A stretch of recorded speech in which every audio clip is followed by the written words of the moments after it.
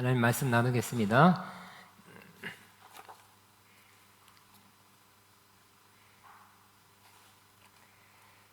요한계시록 21장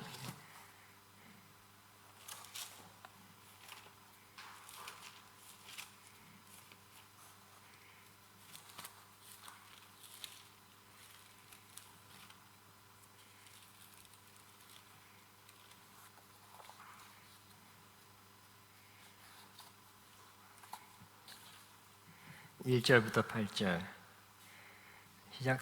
또 내가 내 새하늘과 새 땅을 보니 처음 하늘과 처음 땅이 없어졌고 바다가 다시 있지 않더라. 또 내가 보매 거룩한 성 새 예루살렘이 하나님께로부터 하늘에서 내려오니 그 준비한 것이 신부가 남편을 위하여 단장한 것 같더라. 내가 들으니 보좌에서 큰 음성이 나서 이르되 보라, 하나님의 장막에 사람들과 함께 있으며 하나님이 그들과 함께 계시리니 그들은 하나님의 백성이 되고 하나님은 친히 그들과 함께 계셔서 모든 눈물을 그 눈에서 닦아 주시니 다시는 사망이 없고 애통한 것이나 곡하는 것이나 아픈 것이 다시 있지 아니하리니 전 것들이 다 지나갔음이로라. 보좌에 앉으신 이가 이르시되 보라, 내가 만민을 새롭게 하노라 하시고 또 이르시되 이 말은 신실하고 참되니 기록하라 하시고 또 내게 말씀하시되 이루었도다. 나는 알파와 오메가요 처음과 마지막이라. 네가 생명수 샘물을 목마른 자에게 값없이 주리라. 이기는 자는 그것을 상속으로 받으리라.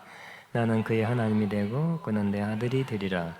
그러나 두려워하는 자들과 믿지 않은 자들과 흉악한 자들과 살인자들과 음행하는 자들과 점술가들과 우상하는 숭배한 자들과 거짓말하는 모든 자들은 물과 유황을 타는 못에 던져지리니 이것이 둘째 사망이니라. 아멘. 오늘은 새 하늘과 새 땅입니다. 자, 우리 전장 20장에서는 마지막 심판의 모습이 나왔죠. 무저경의 사탄이 묶였었는데 이제 풀려서 또 다시 시험하는 그런 장면이 있었고요. 그런데 이제 기존 땅과 하늘이 온데간데 없이 사라진 모습, 하나님께서 심판하는 모습을 환상으로 보았습니다. 요한이 이 심판을 통해 선과 악이 완전히 구분되는 이거 21장에는 이제 막 사탄 때문에 마귀 때문에 음녀 때문에 이렇게 바벨론 때문에 이렇게 막 심판받으면서 어지러운 모습이랄까요? 그러한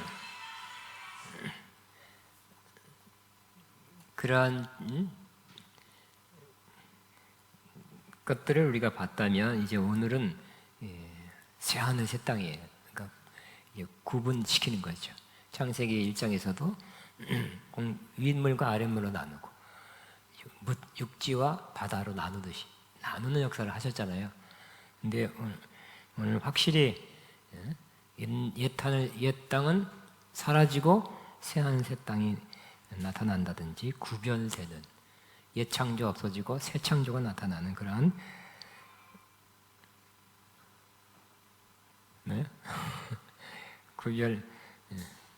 구별되는 모습이 어떤 목사님이 그러더라고요.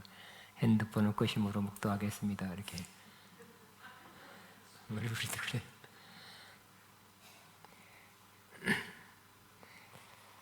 자, 최후 심판과 더불어 이전의 옛 땅과 옛 하늘은 완전히 사라졌다. 하나님께서는 사탄의 유혹에 빠진 인간과 함께 더러워진 모든 피조 세계를 심판하시고 또 하나님께서 이 세상에 살았던 모든 인간을 심판하신다. 또한 이미 죽은 자들과 살아있으나 영적으로 죽은 모든 자들을 심판을 받게 한다. 그러니까 심판으로 이제 끝났어요. 전장에. 거기서 끝이 아니라 또 있네. 하나님의 생명책에 기록되지 않은 영원한 자들은 영원한 멸망과 불못에 던져지는데 이것이 둘째 사망이다. 이로써 하나님의 성도들은 둘째 사망이 안 당한다 그랬죠. 그래서 분리되는 거야. 우리는 영원히 사는 사람들, 둘째 사망을 당하지 않는 사람들이고 또 아까 그 사람들은 둘째 사망을 당하는 사람들로 분리되는 것입니다. 하나님은 분리한 하나님이죠. 분리시킬 것입니다. 뭐예요? 알곡과 쭉정이로 지금도 분리시키고 있죠. 코로나도 어느 정도 분리시키는 기간이었어요. 마지막 마지막 기회를 못 잡고 회개하지 않거나 하나님의 하신 역사에 부응하지 못한 사람들은 또 이렇게 심판과 멸망을 당하지만 우리는 더 알곡이 되고 후에는 생명, 영생을 얻는 사람들로 분리되어 하나님과 영원히 함께 새하늘과 새 땅에서 살게 될 것입니다. 1절 같이 있으면 시작. 또 내가 새하늘과 새 땅을 보니 처음 하늘과 처음 땅이 없어졌고 바다도 다시 있지 않더라. 그래서 새하늘 새 땅은 그냥 요한이 그냥 환상을 처음 본 것이 아니라 이사야 선자도 봤고 이사야 선자가 이미 또 예언했던 거예요. 그러니까 성경에는 단 한 번 나오는 그런 중요한 말씀은 거의 없어요. 뭐 짝이 있다 그러고 또 반복해서 나오죠. 예수님의 초림도 수백 번 이상 나왔고요. 재림도 그만큼 재림은 더 많이 나왔다 그러잖아요. 그러니까 중요한 거는 반복. 우리도 중요한 말은 또 하고 그렇게 해야 된다. 그렇게 된다. 꼭 그렇게 해야 돼. 하고 심지어 노래하는 것도 한 곡의 중요한 부분은 반복해서 나와요. 그러니까 반복은 필요하죠. 예수님도 내가 진실로 두 번 반복해요. 새하늘 새 땅도 이사야 65장 66장에 나와 있습니다. 같이 있습니다. 보라 내가 새하늘과 새 땅을 창조하나니 이전 것은 기억되거나 마음에 생각나지 아니할 것이라. 내가 지을 새하늘과 새 땅이 내 앞에 항상 있는 것 같이 너희 자손과 너희 이름이 항상 있으리라 여호와의 말이니라. 그러므로 구약이 먼저 확립됐죠. 구약은 초대교회 또 하나님 말씀을 인정됐어요. 하나님 말씀이라고 분명히 공인됐어요. 근데 신약 사도들이 나타났지만 많은 사람이 복음을 받아들였지만 일부는 뭐 잘못됐다고 그랬잖아요. 예수님조차. 근데 그 구약도 하나님 말씀이지만 신약 하나님 말씀인가? 근데 이제 물론 회의 때 이제 지도자들이 모여서 결정해서 66권이 완성됐지만 가만히 그 많은 그 성경을 자세히 살펴보고 정말 영적으로 충만한 분들이 이렇게 연구해보고 하면 이 구약과 신약의 일맥상통한 면이 있어요.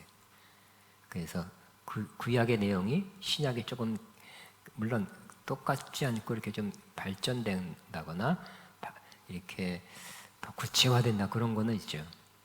그러나 그 일맥상통한 면이 분명히 있어요. 이 예언도 마찬가지. 이사야 예언이 사도 요한한테서 또 나타나면서 완성. 이사야는 구약에 있을 것이다. 요한은 이제 그것이 새하늘과 새 땅이 나타난 것을 본다 같아요. 자, 새하늘에서 새는 카이로스입니다. 시간적인 의미가 아니라 질적이고 본질적인 새로움. 그러니까 새하늘은 바로 질적으로 본질적으로 새로운 것입니다. 처음 하늘과 처음 땅은 죄와 사망, 반역과 소외가 지배한 이 세상에서의 삶의 모든 질서, 즉 죄와 사망과 고통과 우상숭배 더러워진 질서를 의미합니다. 반면에 새하늘과 새 땅은 처음 하늘과 처음 땅을 물리적으로 갱신하는 것이 아니라 영적으로 도덕적으로 완전한 변화를 가져온 것을 의미합니다. 지지난 시간 언젠가 그랬죠. 그러니까 이 하늘도 어떤 사람이 어떤 면에서 보면 옛 세상에 속한 옛 창조에 속한 이 공중이죠. 말하자면 공중은 하늘은 마귀들이 왔다 갔다 하고 그러잖아요, 그죠? 어떤 사람이 볼 때는 막 짐승 모양을 하는 마귀들이 왔다 갔다 하고 어떤 때는 막 정말 그 까맣한 그런 귀신들 막 있겠죠. 그러나 그런 것들이 다 없어지겠죠. 다 없어져. 그러한 부정적인 의미에서의 옛 하늘, 옛 땅은 없어지고 정말 악한 귀신, 악한 영들이 얼씬도 못하는 이미 다 심판받아서 무저강에 갇혔기 때문에 완전히 질적으로 새로워진 것입니다. 영적으로 새로워진 변화된 새 하늘과 새 땅, 그냥 공기가 맑아졌다. 미세먼지가 없어졌다. 이런 차원이 아니에요. 자, 새하늘과 새 땅은 하나님이 온전히 임재하시고 그분의 통치하심이 이루어지는 곳이며 지극히 영적이고 의가 지배하는 곳이다 그랬어요. 그러니까 새하늘은 질적으로 본질적으로 세우라 했죠. 그래서 하나님 임재가 있는 곳, 하나님 임재를 볼 수 있는 곳, 그 하늘을 말하는 것입니다. 지금은 아니죠. 지금은 어떤 면에서 두 하늘이 뭐 영적으로는 새 하늘, 육적으로는 지금 육적으로 할까 다른 면에서는 아직도 악한 영들 있는 타락한 이 하늘이 존재하고 있습니다. 그러나 지금도 그죠? 사도 바울도 삼층천에 갔다 왔다 그러잖아요, 그죠? 지금 이 땅에 살고 있고 이러한 타락한 또 악한 영들이 있는 공중이라는 말은 더 정확하겠죠. 이러한 하늘에 있지만 하나님의 은혜로 삼층천에 하나님이 계신 그 차원의 하늘에 갔다 왔다고 고백하고 있잖아요. 또 사도 바울뿐만 아니라 또 여러 사람들이 그 하늘에 갔다 왔다고 말하고 있는 것입니다.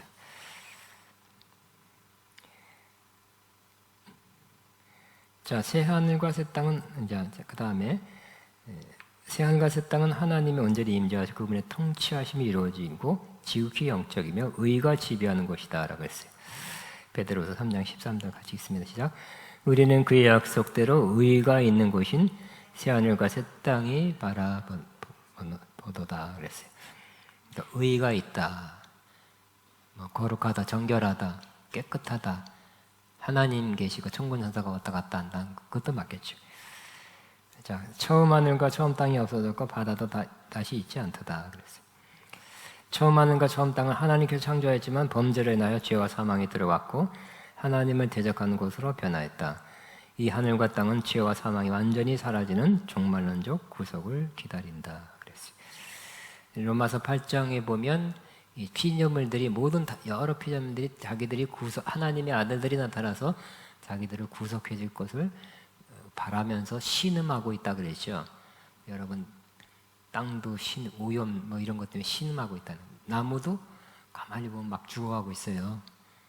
소나무도 막 죽어가고 있고요. 이 가까운 산에 가도 옛날에는 막 여러분 잔디밭에 옛날에 막 들어놓고 그랬는데 어렸을 때는 지금은 잔디밭 벌레도 많고 막 그래요. 뭐 깨끗하지 않는 것 같아요. 땅도 오염됐어요. 그러니까 이 모든 피조물들이 하나님의 아들들이 나타나서 확 새롭게 해줄 것을 신음하면서 고대하고 있다고 이렇게 표현되어 있죠. 또 우리는 하나님이 이루신 이 새하늘과 새 땅을, 그러니까 하나님은 뭐라 그랬어요? 새하늘과 새 땅을 보니 그랬죠. 요한이 영적으로 환상으로 보고 있는 거예요. 그러니까 하나님 차원, 영적인层에서 이미 새로워진 거죠. 그러나 우리는 보면 새하늘 새 땅은 아니죠, 그죠? 우리는 옛 창조의 습관 속에 우리 살고 있어요. 그러나 하나님의 은혜가 임하면 새하늘과 새 땅을 여기서 잠시나마 느끼거나 볼 수도 있는 경우도 있죠. 그래서 제가 생각났습니다. 찬송가 보면 뭐 있냐면 나이 436장이구나. 나 이제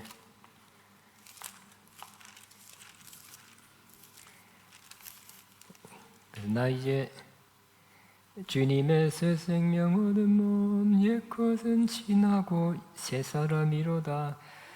그 생명 내 맘에 강같이 흐르고 그 사랑 내게서 해같이 빛난다. 영생을 누리며 주 안에 살리라. 오늘도 내일도 주 함께 살리라. 그 다음에 3절 보면 주 산천도 초목도 새 것이 되었고 죄인도 원수도 친구로 변한다. 새 생명 얻은 자 영생을 누리니 주님을 모신 밤 맘 새하늘이로다. 새하늘이래. 아직 가지도 않았고 그러니까 새 것이 되었고, 이거는 은혜가 충만할 때 그렇게 느낀 거죠. 산천도 초목도 그대로 있었는데 은혜 받으니까 새롭게 보이는 거. 그래서 여러분 은혜 충만히 받았을 때 여러 사람들이 그러죠. 정말 다 산도 달라지고 모든 게 다 새로워졌다고. 그런 새로움 안에 있는 그 것들을 본 거죠. 영적으로 본 거죠. 충만한 상태에서. 그러나 이제 은혜가 떨어지고 그러면 아니고 어쨌든 제정신을 바라보면 또 똑같은 이러한 옛 창조에 속한 이런 것들이 보일 것입니다. 그러나 충만할 때는 그러한 새 하늘 새 땅이 그죠? 하늘도 새 것이고 막 땅도 새 것이고 그렇게 보이는 거예요. 왜? 성령 충만해서 그 새 창조를 미리 보는 거죠. 느끼는 거죠. 우리가 내 영혼이 은총 입어도 그죠? 그것도 그렇죠. 할렐루야 찬양하세 내 모든 죄 사함 받고 주 예수와 동행하니 그 어디나 하늘나라. 그죠? 우리 빨리 아버지 너무 길었습니다. 하늘나라 가게 해주세요가 아니라 주 예수를 모신 곳이 하늘나라라고 느끼는 거예요. 그래야 되겠죠? 그러니까 우리가 영적으로 충만하거나 또 하나님의 은혜가 임했을 때는 이미 이루어진 새하늘 새 땅을 누리고 느끼는 거예요. 보는 거예요. 잠시 들어갔다 나올 수도 있어요. 한나라도 그 어디나 하늘나라 하는 것처럼 한나라도 여기서 느끼는 거예요. 그 자주 있으면 좋겠죠? 응? 한나라를 느끼고 여기서 뭐 초막이나 궁궐이나 뭐 궁궐 살 일은 없지만 초막에 조그만 단칸방 살아도 천국이라고 느끼는 아멘입니까?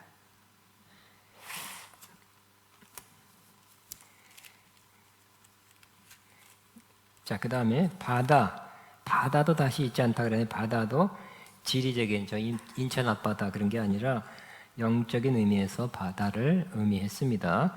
그 바다는 악의 근원이에요. 요한계시록에 이렇게 나왔죠. 사탄이 거기서 바다에서 나왔다는 건 바다 쳐다보면 사탄이 나온다. 귀신이 풍 튀어나온다 그런 게 아니에요. 영적인 의미에서 바다. 하나님의 백성들에게 환난을 가져다주는 믿지 않고 대적하는 나라들을 의미합니다. 자, 세상에 우상숭배적인 상거래가 이루어지는 것이 또 바다예요. 죽은 자들이 있는 곳이 또 바다예요. 그다 여러분이 이 바다 진짜 바다 속에 다 죽은 자들 영혼이 거기 갇혀져 있냐 그렇게 진짜 바다가 아니라 영적인 의미에서 바다입니다. 바다는 악의 본거지다. 그렇지만 새하늘과 새 땅은 이 죄와 사망과 타락으로 가득한 질서와는 엄격하게 분리된 새 질서를 말합니다. 2절 같이 있습니다. 시작. 또 내가 보매 거룩한 성 새 예루살렘이 하나님께로부터 하늘에서 내려오니 그 준비한 것이 신부가 남편을 위하여 단장한 것 같더라.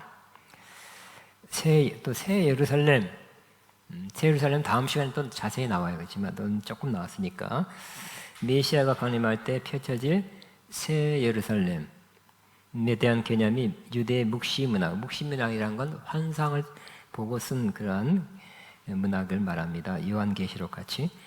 근데 그 환상을 보고 기록한 책이 요한계시록만 아니라 좀 몇 개 더 있었어요.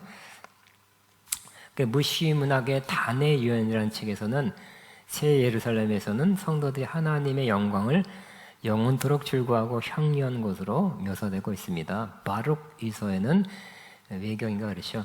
그곳에서 성도가 영광 중에 새롭게 되고 또 영혼이 완전하게 될 것이라고 기록하고 있습니다. 계시록 3장 12절에 빌라델비아 교회 충성자들에게 시작. 하나님의 성 곧 하늘에서 내 하나님께로 내려오는 새 예루살렘의 이름이 새겨질 것이다 라고 말하고 있습니다. 그러니까 그 이름이 쓰여진대요. 새 예루살렘의 쇠란 뜻도 역시 카이넨, 즉 질적으로 본질적으로 새로운 거예요.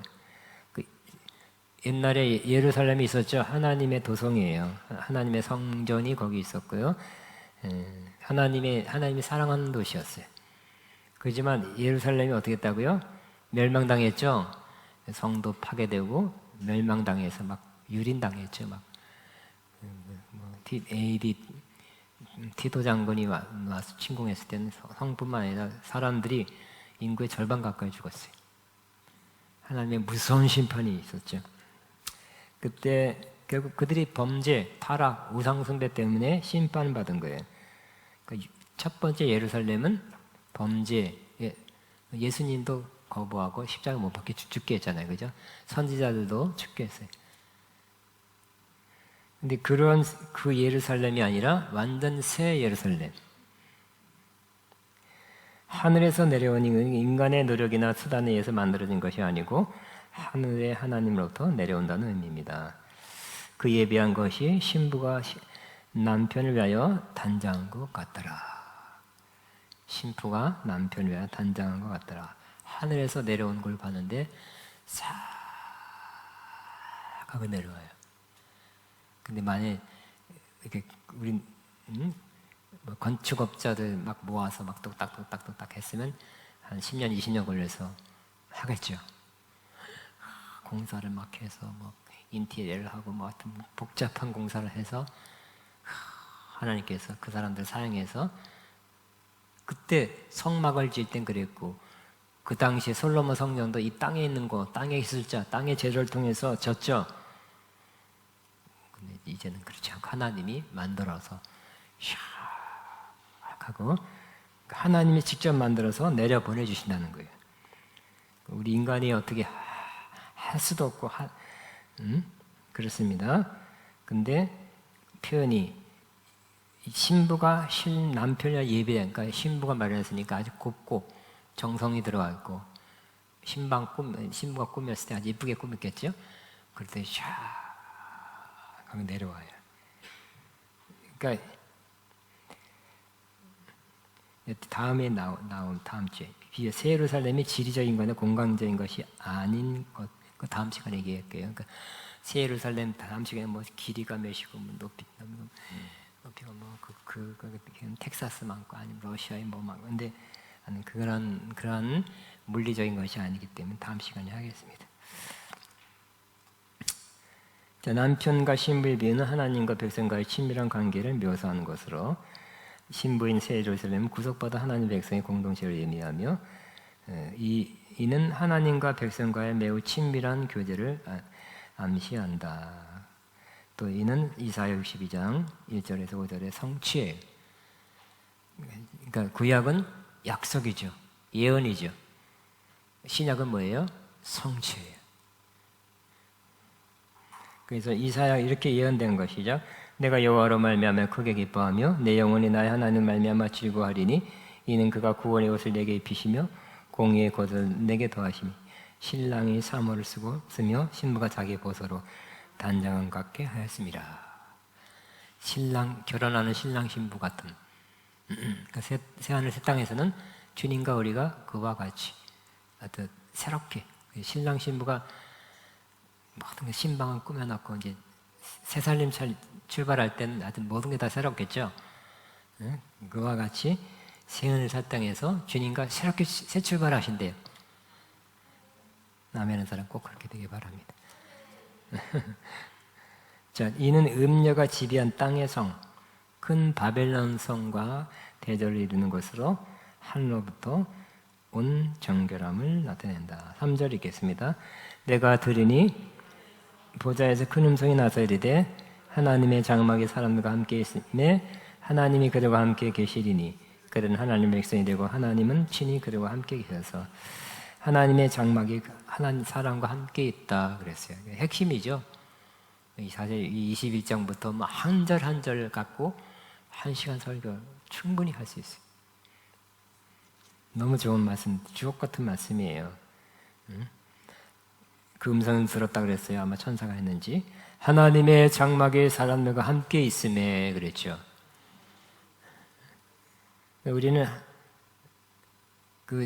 정말 하나님의 백성, 하나님의 자녀들의 소원은 하나님과 함께하는 거죠. 그게 안 느껴지면 주께로 가까이 주께로 가오니 그런 소원을 찬양에 담아 소원을 올리기도 합니다. 그러나 이때는 성취예요. 그래서 그냥 주님 가까이 가기 원합니다. 만나 뵙기 원합니다. 주여 할 필요가 없어요. 가까이 있는 사람한테 주여 시끄럽다 그럴 거예요. 가까이 있는데 뭐 주여 해. 앞에 있는 사람한테 주여 해요. 근데 속삭여야 되겠죠. 웃으면서 하나님의 장막이란 표현은 약간의 구약적 표현이죠. 왜냐하면 이스라엘 사람들은 구약 용어에 익숙해 있고 또 구약에 나와 있는 성경적 용어를 이 신약인 요한계시록도 많이 쓰고 있습니다. 일맥상통하다는 걸 또 나타내기도 합니다. 장막은 그 성막이죠. 모세 성막 그 타버나클이에요. 텐트, 홀리 텐트.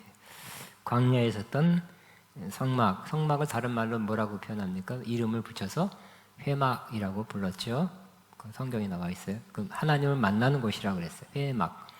영어로 미팅 텐트. 하나님 거기 가면 만난다는 거예요. 성막에 가면. 근데 조그만 그 이스라엘에서 200만, 300만 되는데 이거보다 작은 성막 안에 거기 계셨어요.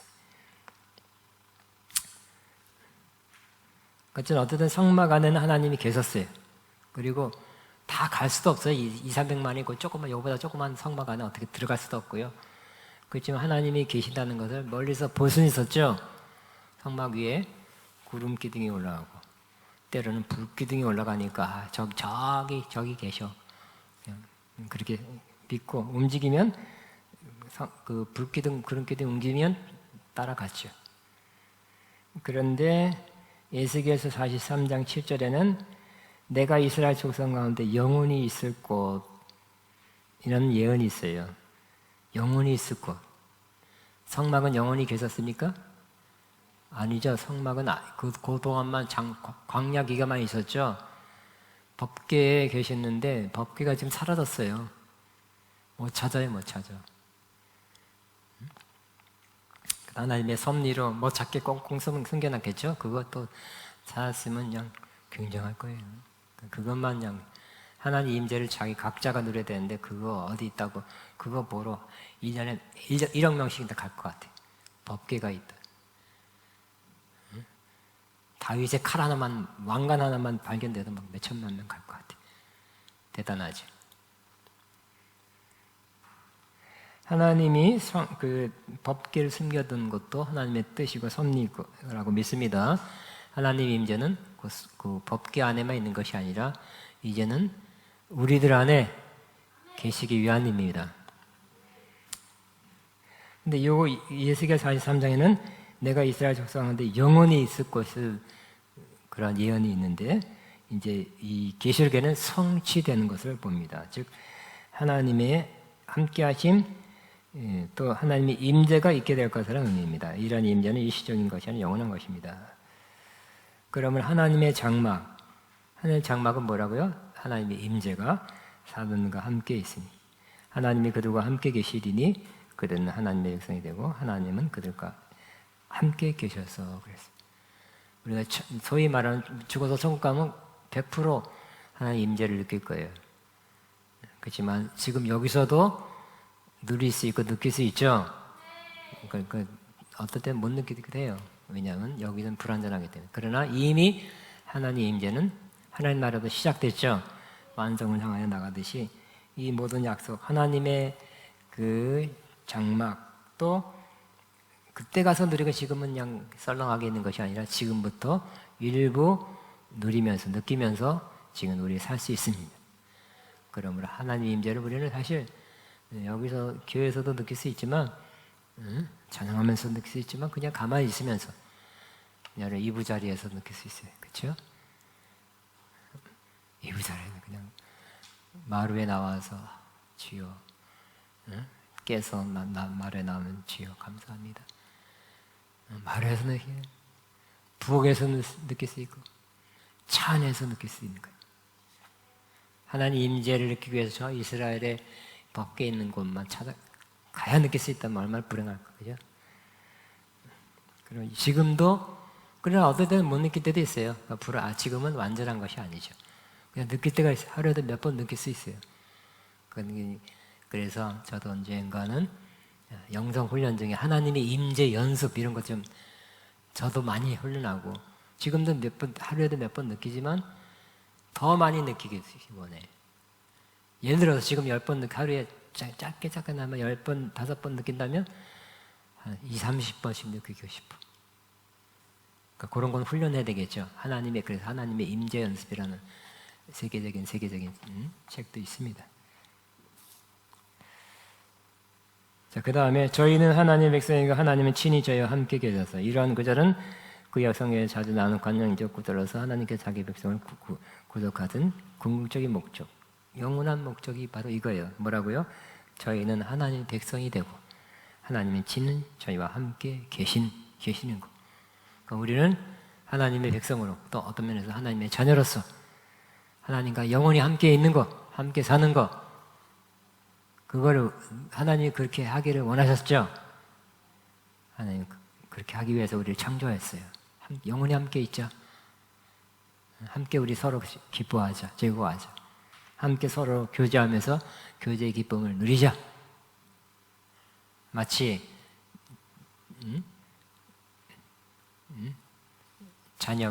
부모가 자녀가 막 다 모여서 여러 명이 같이 와서 같이 밥도 먹고 뭐 얘기하고 그러면 좋아요, 안 좋아요?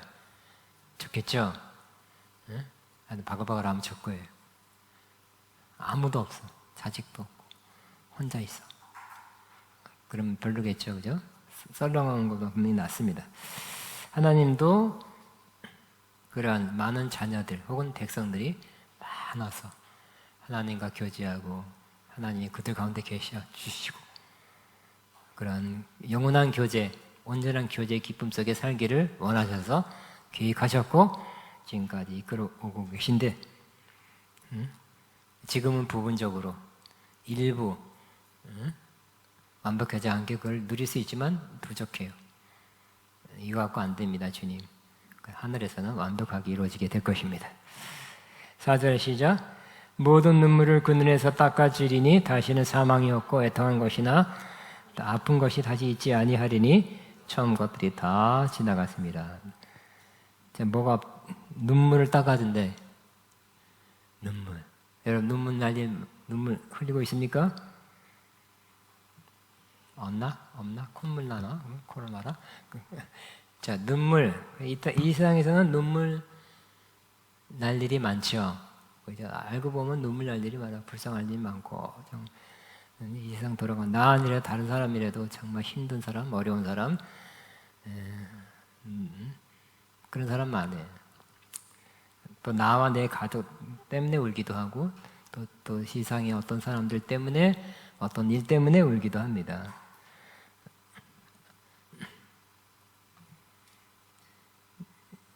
동물 애호가들 동물 때문에 막 울더라고요. 불쌍한 동물, 버려진 동물들, 유기견. 근데 이 새하늘 새 땅에서는 그것도 다 닦아준대요. 다시 뭐가 없다고요? 사망, 죽는 것이 없고. 이 세상에서 가장 슬픈 것 중에 하나가 가장 가까운 사람이 죽는 거죠. 애통하는 것이나 아픈 것이 다시 있지 아니하니 처음 것들이 다 지나갔습니다.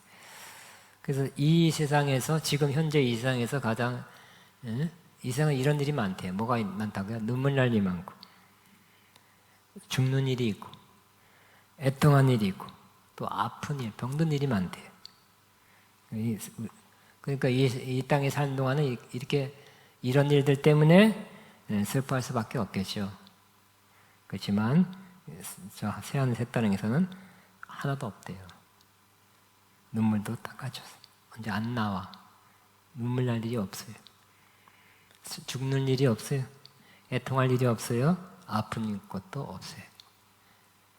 아멘. 이것도 하나님 이 말씀 갖고 크게 역사할 수도 있어요.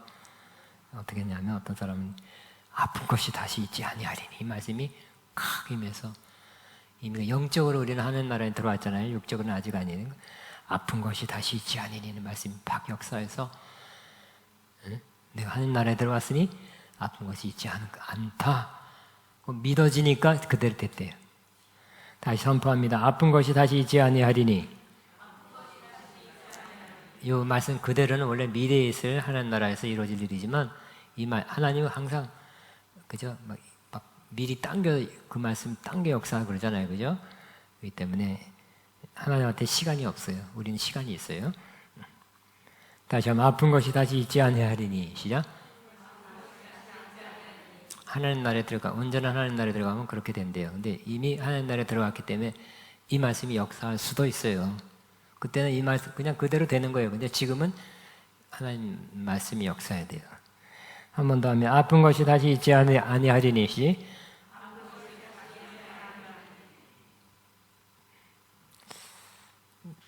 자, 그 다음에 5절 시작.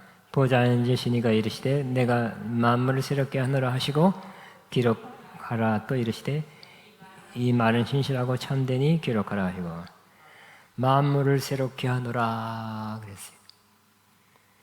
자, 이는 하나님의 권능으로 새롭게 될 것을 선언하고 있습니다. 시제는 현재형이에요. 그러니까 헬라어의 현재형은 계속적인 것을 의미하거든요. 그러니까 계속 새롭게 하고 계속 새롭게. 그러니까 우리 편에서는 우리 인간은 현재, 과거, 현재, 미래 이렇게 나눠야 되거든요. 근데 하나님은 나는 스스로 있는 자 아니라 그것도 현재형이에요. 하나님 볼 때는 그냥 현재형. 우리는 과거 아니면 현재 아니면 미래. 만물을 새롭게 하노라. 그것은 뭐예요? 그때 이미 새롭게 하기를 시작했고요. 지금도 하고 계시죠. 언젠가 완성하시겠죠? 그걸 의미합니다. 하노라는 하나님께 미래에 이루어질 새로운 창조에 예언적으로 선언하는 시제입니다. 이는 새 창조 역사가 그리스도의 죽음과 부활을 통해 이루어진 구속에서 시작됐어요. 비롯됐어요. 현재 생명을 주는 복음의 처리를 통해서 성취되고 있음을 계속 성취되고 있어요. 그러므로 하나님이 새롭게 하는 역사는 시작됐습니다. 그러니까 시작됐네. 우리 주님의 능력이 나의 삶은 변하구나. 새롭게 하네. 그러니까 지금부터 시작된 거예요. 하나님의 새롭게 하는 역사가. 그때 가면 새롭게 해주시겠죠. 참을게요. 그게 아니에요. 지금부터 나는 새롭게 되고 있습니다. 고 믿게 되시기 바랍니다. 물론 이 말씀도 구약의 말씀이 성취되는 거죠. 시작. 보라 내가 내 새하늘과 새 땅을 창조하다니 이전 것은 기억되거나 마음에 생각나지 아니할 것이라는 약속이 이루어진 것이. 이 말은 신실하고 참되니 기록되라. 맞는 말씀, 옳은 말씀, 유념에 된 말씀이라고 그래서 기록하라는 거예요. 이 선언은 모든 주권을 소유하시고 통치의 보좌에 앉으신 하나님이 신실함과 진실하심에 보동됩니다. 자, 6절도 기가 막힌 말씀이에요. 6절만 갖고 1시간 설교하고 싶어요. 시작. 또 내게 말씀하시되 이루었도다. 나는 알파 오메가여 처음과 마지막이라. 내가 생명수 샘물을 목마른 자에게 값없이 주리니. 자, 나는 알파는 헬라어의 첫 글자죠. 오메가는 마지막 글자입니다. 그것도 여기다 이렇게 해석도 달았어요. 처음과 나중이라. 자, 알파는 하나님께서 창조자로서 모든 만물의 근원이 되심을 나타내고 오메가는 하나님께서 창조의 목적을 성취하셔서 온전히 새롭게 하실 분임을 시사합니다. 하나님이 역사를 주관하십니다. 그랬어요. 그러니까 하나님이 처음 시작한 분이요. 마감하실 분이에요.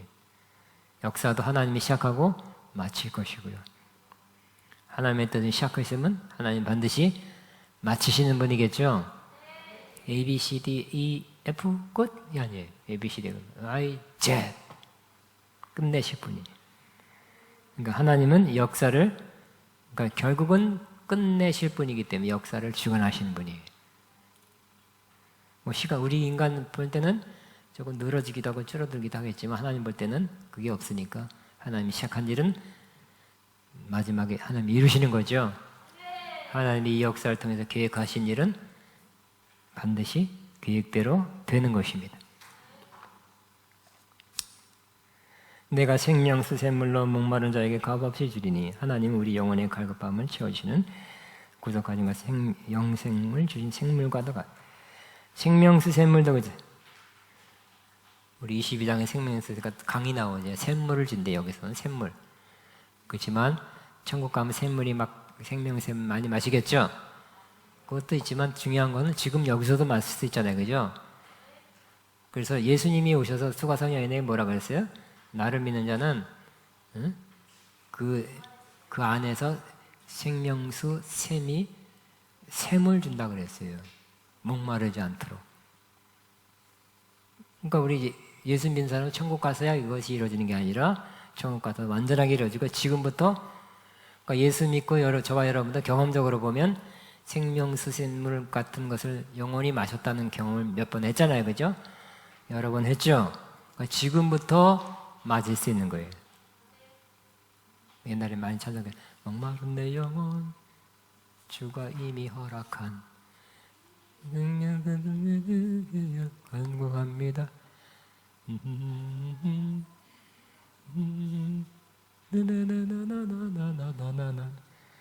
갈급하니까 그 노래 나온 것 같아. 예수의 사랑 예수의 사랑 바다 물결같이 내게 임하니 물결에 온전히 쌓여서 내 영혼의 기쁨 한없도다. 그렇죠? 그러니까 우리는 뭐 요즘 너무 많이 듣는 얘기가 뭐예요? 물 많이 마셔라. 2리터 마셔라. 네, 저도 물 많이 마시는 노력해요.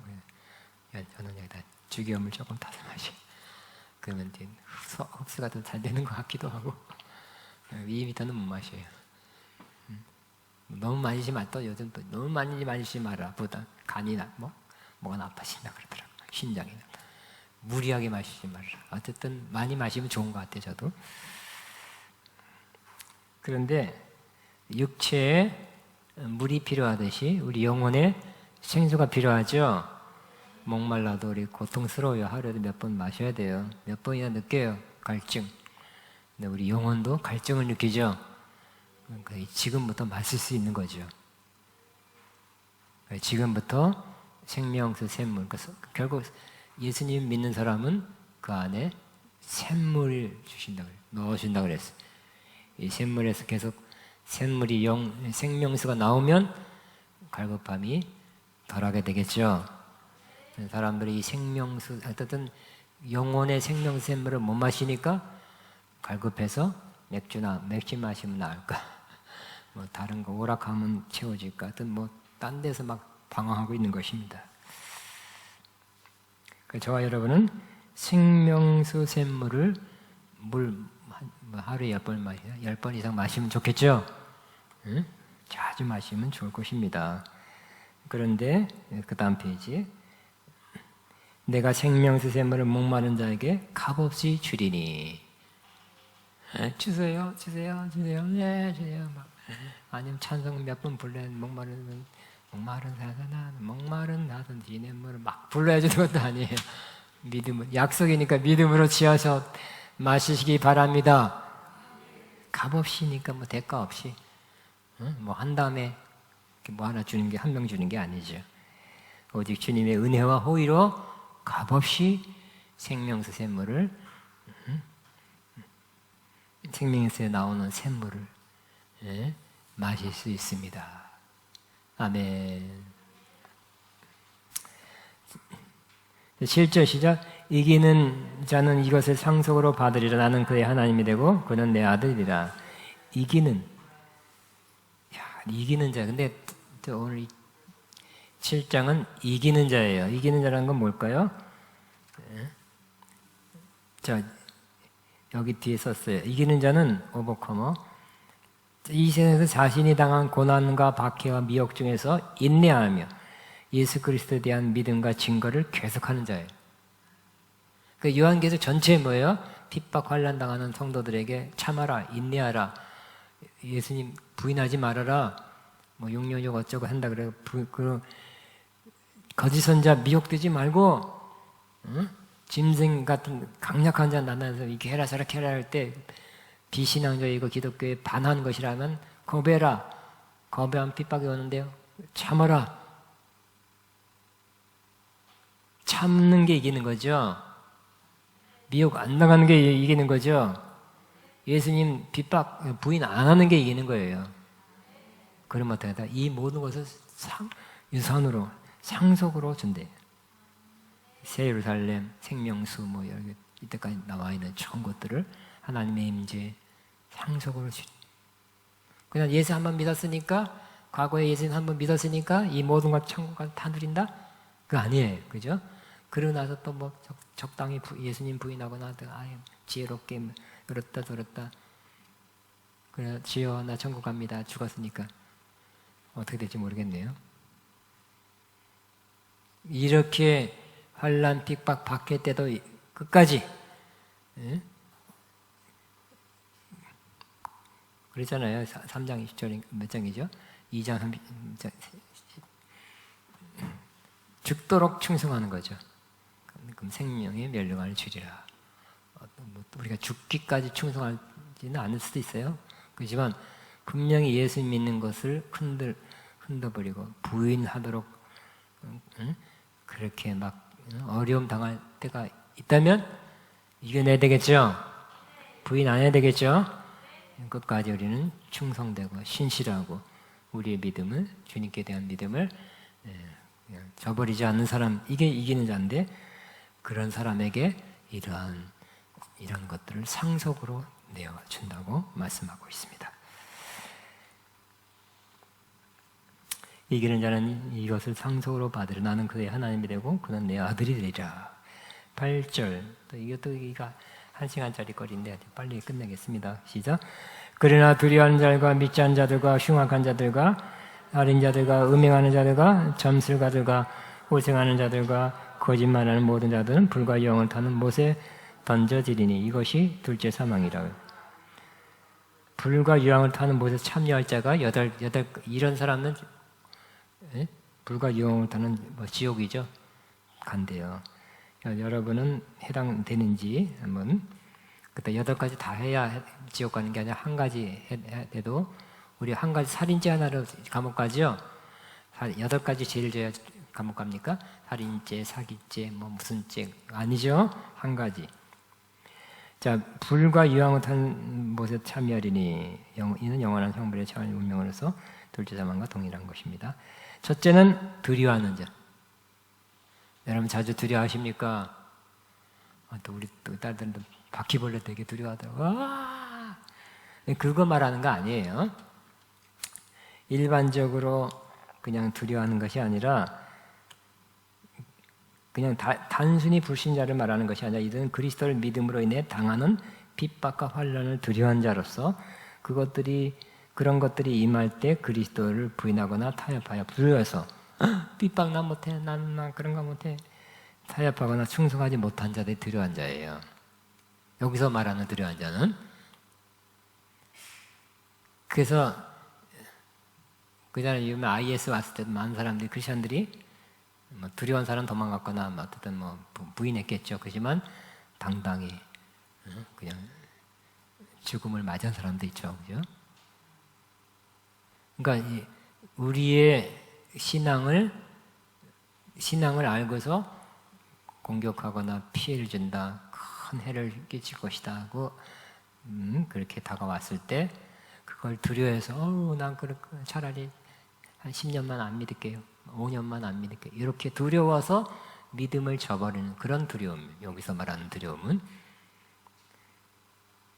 그러니까 믿음은 어떻게 해야 됩니까? 믿음의 반대 중에 하나가 두려움이라 그랬죠. 두려워 말고 믿기만 하라 그랬어요. 따라합니다. 시작. 두려워 말고 믿기만 하라.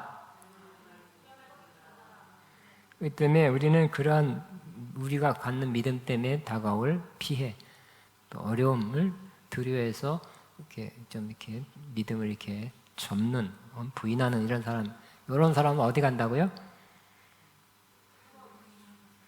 크게 어디라고요? 불과 유형을 타는 못에 던진다 그랬죠. 두 번째는 누구라고요? 믿지 않는 자라 그랬어요. 그리스도를 그제대로 믿고 영접하지 않은 자는 물론 그렇지만 믿는다고 하면서 입으로는 신한 것 같으나 행위로는 그리스도를 부인하며 사는 사람입니다. 마태복음 7장 같은 경우는 주여 주여 한 자마다 그냥 내가 주의 이름으로 선자 넣었다고 귀신도 쫓아냈습니다. 이 불법을 행한 자라 내가 떠나가라. 내가 널 도무지 알지 못한다 그랬죠. 말은 주여 주여 한데 행동은 불법이었어. 말과 행실이 엄청 차이 났어요. 그런 사람도 어떻게 한다고요? 불과 영을 타는 못에 간다고 그랬어요. 흉악한 자. 못생기면 안 되겠네. 흉악하게 생기면 안 되겠네. 그게 아니라 외모적인 것이 아니라 황제 숭배와 같은 우상 숭배에 참여하여 부정하게 된 사람들이나 도덕적으로 타락하여 더럽게 된 자들, 그런 의미에서 흉악한 자들이에요. 그래서 그 다음 통과하겠습니다. 살인자들. 자, 짐승과 음녀의 하수인으로 우상적 경제체를 거부하는 그리스도인들을 심히 핍박하고 살인하는 자들. 일반적인 살인한 사람 죽였다 그러면 다 지옥 간다 그런 뜻은 아니에요. 이 계시록에서 말하는 그 살인자는 그것이 아니에요. 그 요즘 그 세상에서도 남을 살인한 사람을 또 형벌로 대신 너도 죽어라 하는 그 사형제도가 있어야 되냐 없어야 되냐 막 논란이 많잖아요. 그래서 실제적으로 사형당한 사람이 극히 적잖아요. 그죠? 무기징역 이런 건 많아도. 그러니까 우리가 말하는 살인은 그게 아니죠. 오히려 짐승과 음녀의 하수인으로 우상적 경제체를 거부하는 그리스도, 그러니까 믿음을 지키고 우상 숭배, 짐승의 그 지시대로 안 따르겠습니다 하는 사람을 이 사람들이 일부 순교하게 하겠죠. 죽이겠죠. 그 사람이 또 오히려 진짜 영원한 죽음 당한다는 거예요. 살인자들이에요. 행음자들도 마찬가지. 여기서 말하는 행음자는 당시 우상 숭배하면서 예식의 일종으로, 그러니까 그 당시에 큰 도시마다, 소아시아 이런 큰 도시마다 엄청 큰, 여러분 사진 보면 바알 신전이 얼마나 큰, 진짜 굉장한 큰 규모더라고요. 그 기둥만 남아있는 그 유적을 보면 굉장한 신전이에요. 그런 여러 신전이 있는데 거기서는 그 신임 때 무슨 제사, 제의 의식을 하면서 그 순서 중에 하나가 거기에 있는 여성 사제들과의 그런 성적인 간음을 하는 것이 한 코스라고 합니다. 그게 신을 예비하는, 자기 신을 예비한 제사하는 거래요. 그러니까 많은 사람들이 가서 했어요. 그것도 간음이다. 그러니까 그러면 어떻게 될까요? 영적 그 신을 인정하면 신이 지시한 것을 따른 게 때문에 여러모로 간음이에요. 나쁜 거예요. 근데 뭐 그런 거지. 괜찮지, 그거는. 응? 신을 숭배하는 한 방식이니까, 절차니까, 그렇게 생각하지 말아라. 간음이다. 행음하는 거다. 그랬죠. 그 신전 찾아서 그 행사에 참여하는 것도 행음이다. 심지어 그 제사, 거기 가서 제사 바쳐진 음식을 그 앞에서 받아 먹는 것도 참여하는 거라 그랬잖아요. 그죠? 제사에 참여하는 거. 술객들, 우상숭배와 결부되어 마술과 점치는 우상을 만드는 자들, 마술사. 그러니까 그냥 요즘은 이렇게 트릭으로 하는 거 말고 영으로 하는 것도 사람들을 미혹하는 거기 때문에 지옥에 간다 그랬어요. 우상숭배하는 자들, 모든 거짓말하는 자를 보세요. 거짓말하는 자들은 그냥 여러분 거짓말 안 하십니까? 안 했습니까? 네 하면 또 한 번 거짓말 더 한 거라 그러잖아요. 그런 식으로 한 번 일반적인 거짓말 했다고 지옥 간다는 뜻이 아니라 여기서 말하는 거짓말은 바로 여기 제가 읽을게요.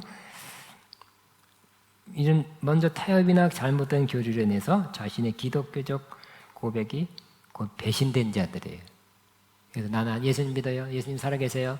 모든 걸 주관하십니다. 날 지켜줄 거야 하다가 어느 날 핍박, 환란 오니까 나 예수님이 안 믿어요. 나 잘 몰라요. 이 거짓말이라는 거예요. 이런 의미에서 거짓말이에요. 또 진리를 떠나 악과 불의에 동참하여 거짓을 조장하는 자들, 즉 거짓 선지자, 거짓 설교자, 거짓 교사, 종들이 그 잘못된 진리를, 이단적 진리를, 사람을 미혹하게 한 진리를 가르치는 사람들. 그 사람들이 거기에 따라서 둘 다 망하게 되겠죠. 이런 사람들도 더 큰 죄라 바리새인들이 그랬다 그랬잖아요. 예수님께서 책망했죠. 그런 사람, 다른 사람 미혹해서 망하게 한 자는 차라리 연자 맷돌을 목에 매달고 바다에 빠지는 게 낫다. 왜 너만 멸망하니 다른 사람까지 이끌어서 같이 멸망하냐 그랬죠. 자, 요한은 진리를 강조하여 진리를 떠나는 거짓은 반드시 정죄를 받아야 하는 것으로 확실히 기록하고 있다. 그러므로 지금은 지금이 아니죠. 올해 꽤 됐어요. 거짓말이 많죠. 가짜가 짝퉁이 많죠. 참된 말이 아닌 것들이 버젓이 뉴스에도 나오고 유명한 높은 지혜인 사람이 이렇게 나오고 심지어 과학 잡지에도 나오고 막 여러 가지가 그중에 옳은 것도 있고요. 맞는 것도 있지만 믿지 못할 것들이 뉴스나 어떤 기록이나 유튜브나 인터넷에도 많이 나오고 책들도 나와요. 섞여 있어요. 그때 우리는 특별히 영적인 세계에서도 섞여 있어요.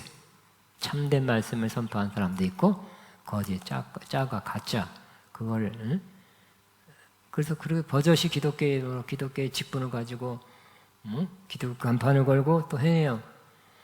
조금 잘못했어요. 어느 정도 잘못했어요. 따라가니까 그 사람도 잘못된 영에 씌여 있기 때문에 그 따라간 사람들도 잘못된 영에 씌우는 경우가 꽤 있어요. 그러니까 다 틀린 게 아닌 사람, 어느 거는 맞는데 일부가 틀린 사람도 그 틀린 것을 가르쳐주고 깨닫게 하고 그렇게 해석하게 한 그 영이 씌운 것 같아요. 그런데 그렇게 되면 어떻게 된다고요? 미혹돼서 그 영이 같이 임파테이션 돼가지고 같이 같이 잘못되는 거죠. 아멘. 자, 우리 찬양하고 이제 또 시간이 제가 일찍 끝나는데 안 되네 이상하게. 자, 우리 찬양하겠습니다. 그러나 중요한 것은 이 새 하늘과 새 땅은 이미 시작됐습니다. 내가 만물을 새롭게 하나라 이미 새롭게 함이 시작됐습니다. 하나님의 샘물 지금도 그러나 생명수 샘물도 이미 마실 수 있습니다. 그러나 한정 좀 이렇게 우리가 원하는 만큼 못 마실 수도 있죠. 그러나 지금은 마시되 누리되 부족함을 느끼는 거예요. 그러니까 천국 가는 걸 사모하죠. 이 천국에서는 온전히 그냥 갈급함이 하나도 없을 거예요. 근데 지금은 채워지기도 하고 또 갈급하기도 하고 또 채워졌는데 또 좀 이따 또 갈급하기도 하고 그렇잖아요. 어떤 분은 컨퍼런스에 은혜를 받았는데 그 은혜가 일주일밖에 안 간다. 한 달 간다는 사람도 있고 일주일 간다는 사람이 있어요. 왜요? 일주일 지나고 한 달 지나면 또 목마른 거기 때문에 물 한 잔 마시고 여러분이 일주일 동안 물 안 마실 사람은 없겠죠. 그죠? 지금은 그런 거죠. 근데 그때는 완전한 천국에서는 목마름은 없을 거예요. 갈급함 없고 배고픔도 없고 눈물도 없고 아픈 것도 없다 그러지. 시작됐네 우리 주님의 능력이.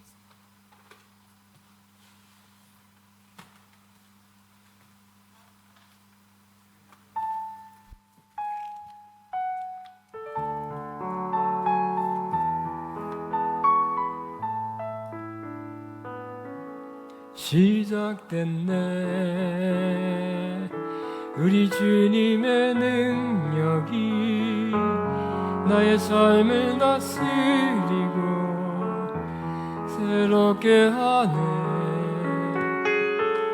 자유하네 죄와 사망으로부터 나의 삶은 변화구나 충만하네 은혜로다 주의 은혜 한량없는 주의 은혜 은혜로다 주의 은혜 변함없는 신실하신 주의 은혜 다시 한번 시작됐네 우리 주님의 능력이 나의 삶을 다스리고 새롭게 하네 자유 안에 죄와 사망으로부터 나의 삶은 변하고 충만하네 은혜로다 주의 은혜 한량없는 주의 은혜 은혜로다 주의 은혜 한량없는 신실하신 주의 은혜로다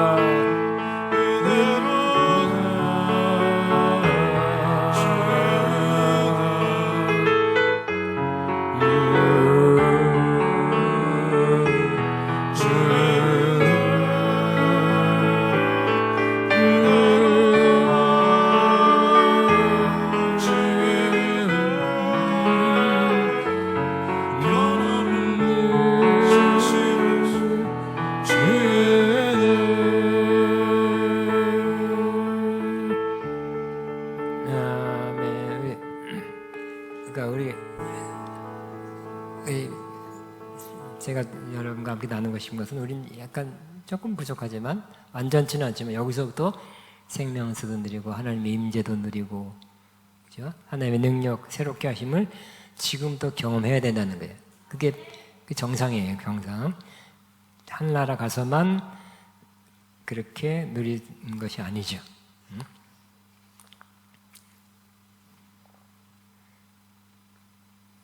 자, 여기 A로 우리 보좌 앞에 모였네. 이거 보니까 그냥 펴서 보니까 우리 보좌 앞에 모였네. 우리 완전 죽어서 천국 가서 그 보좌 앞에 갈 거잖아요. 그게 아니라 지금부터 모이는 거예요. 우리 보좌 앞에 모였네. 함께 주를 찬양하며 A 한번 해보세요. A.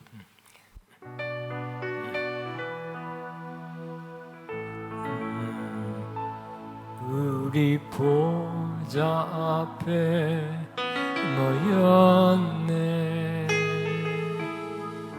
함께 주를 찬양하며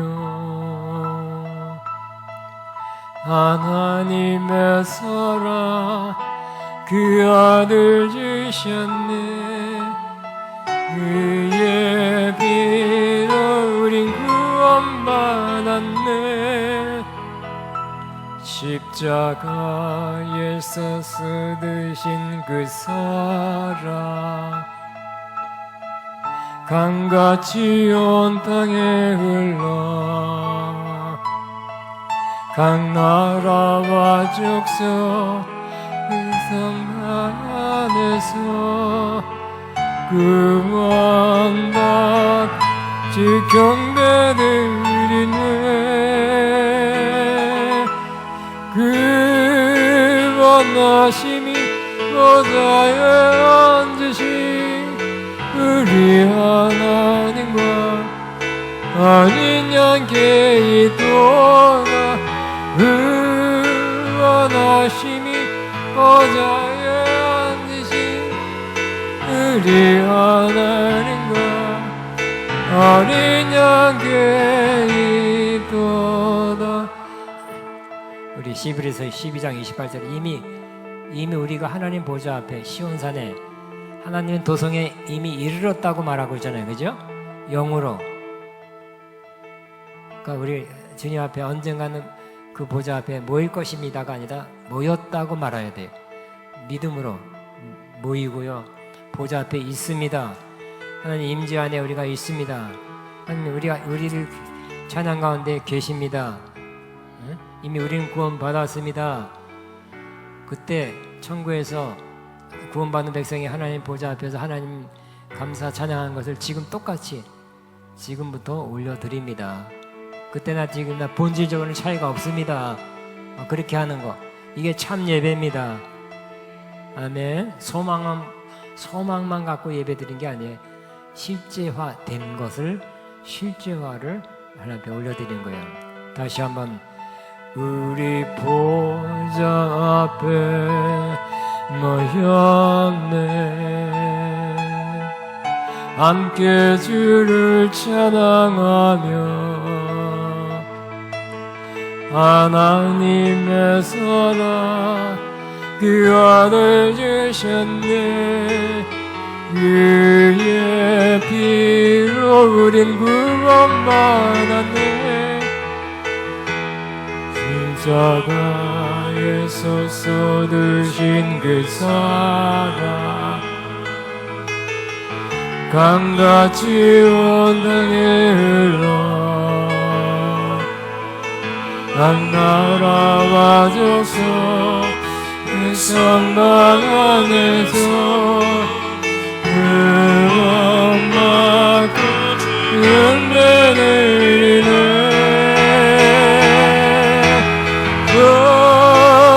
구원하심이 보좌에 앉으신 우리 하나님과 예정의 이동 구원하심이 하나에 앉으신 우리 하나님과 어린 양께 구원하심이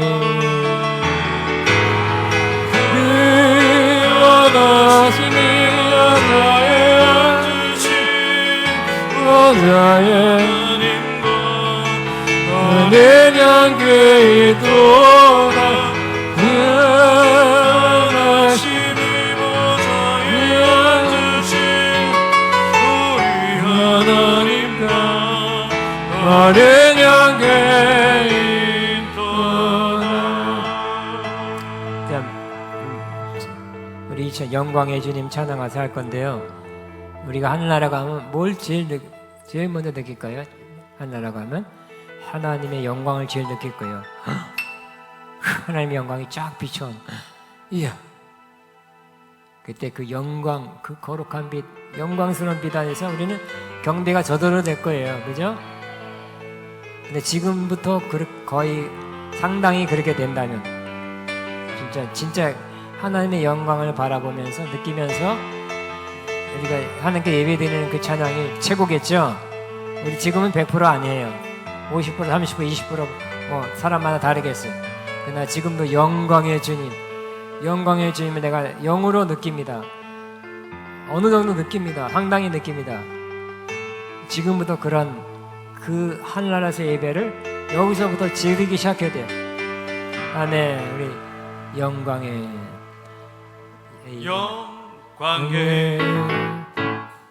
주님 찬양하세. 모든 영광 능력 찬송 예수님께. 영광의 주님 찬양하세. 주의 백성 모두 함께 찬양하세. 두 손을 높이 들고 주 이름 찬양. 존귀와 영광 모두 예수님께. 영광의 주님 찬양하세. 죽으시고 부활하신 하나님 내 손을 높이 들고 이름 찬양. 존귀와 영광은 주 예수님께 영광 주님 찬양하세 주의 시고 부활하신 만왕의 왕. 점점 더 좀 영광 조금 더 영광 가운데 하나님 예배 찬양하는 것 같지요? 한 번만 더 하겠습니다. 아니 그 하늘 보좌에서 드리는 그 영광 앞에서 드리는 영광의 하나님, 영어로는 majesty예요. 위엄의 장엄한 하나님을 찬양하듯이 그렇게 하나님을 100%는 거기에서 100%는 우린 100%에 가깝게 노력해서 여기서도 하나님의 영광을 바라보고 영광 속에 찬양하다 보니까 영광이 임하는 일이 있으면 참 좋겠습니다. 영광의 주, 영광의 주님 찬양하세 모든 영광 능력 찬송 예수님께 영광의 주님 찬양하세 주의 백성 모두 함께 찬양하세 손을 높이 들고 주 이름 찬양 존귀와 영광 모두 주 예수님께 영광의 주님 찬양하세 부활하신 죽으시다가 죽으시고 부활하신 만왕의 왕. 네, 제가 마지막 찬양 하나 더 하겠습니다. 주님 당신은 사랑의 빛인데요. 그것도 이 영광, 글로리 캐리어란 말 많이 듣죠. 영광을 여러분 가지고 가는, 영광을 날르는 그런 사람이 되지 않은 말을 많이 들었을 것입니다. 이 영광이 여러분 가정에, 여러분 있는 곳에 가져가게 되길 바라고요. 또 영광이 다음 주에는 네팔에, 다음 주에 인도에 영광을 가져가게 되는 일이 있기를 바라며 주님 당신은 주님 당신은 사랑의 빛 어둠 가운데 비치소서 세상의 빛 예수 우리를 비추사 당신의 진리로 우리 자유케 비추소서 우리 위에 내주소서 주님의 영광이 되소서 내게서 영의 불을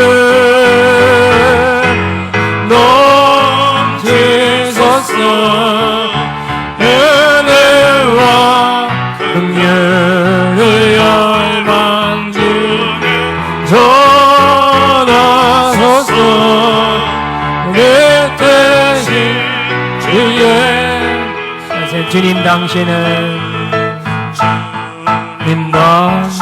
사랑의 어둠 가운데 비치소서 세상의 빛 예수 우리를 비추사 당신의 진리로 우리를 자유케 비추소서 우리 위에 내주소서